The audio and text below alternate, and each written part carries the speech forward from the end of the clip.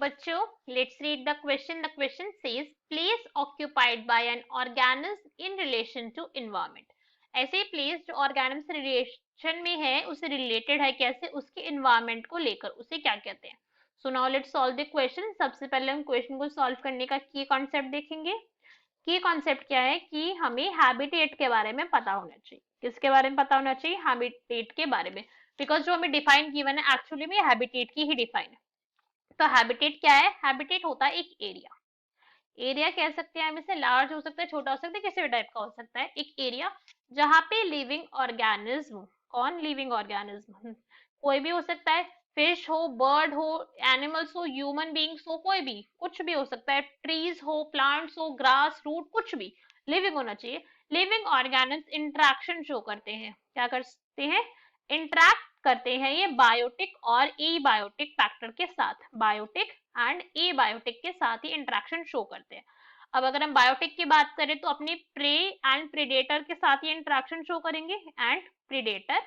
और अगर हम ए बायोटिक की बात करें तो ए बायोटिक में इंटरेक्शन शो करते हैं सॉइल के साथ, टेम्परेचर के साथ, वाटर के साथ, एंड लास्ट इज लाइट. ये मेन होते हैं, लाइट के साथ इंटरेक्शन शो करते हैं.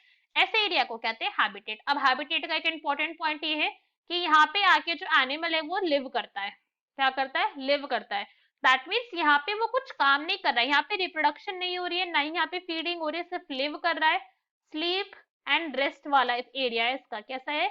यहाँ पे आके स्लीप करेगा, रेस्ट करेगा, आराम से सोएगा, सब कुछ करेगा. तो एक तरीके से उसके घर जैसा है कि घर के अंदर आके आराम से सोएगा, खाएगा, पिएगा, सब करेगा. खाएगा नहीं, सिर्फ सोएगा और रेस्ट करेगा. और फिर निश के अंदर जाके, गिवन है ना हमें ऑप्शन, निश के अंदर जाके रिप्रोडक्शन करेगा, रिप्रोड्यूस करेगा और फीडिंग भी करेगा निश के अंदर. So this is correct for निश. सो अगर हम गिवन ऑप्शन देखें तो करेक्ट कौन सा आ जाएगा हमारा? That will be B, habitat. बाकी के ऑप्शन देखते हैं इनकरेक्ट क्यों. अब निश का तो हमें पता चल गया क्यों इनकरेक्ट है, तो दिस इज इनकरेक्ट.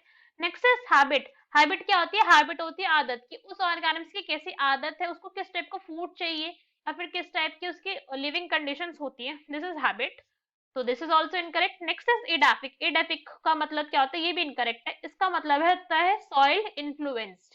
कि कोई भी ऑर्गेनिज्म अगर सॉइल से इन्फ्लुएंस्ड हो रहा है तो एडेफिक है. एडेफिक के नेचर के अंदर वो सॉइल से इन्फ्लुएंस्ड होता है. So our correct answer is B. Hope you understood it well. Best of luck. Thank you.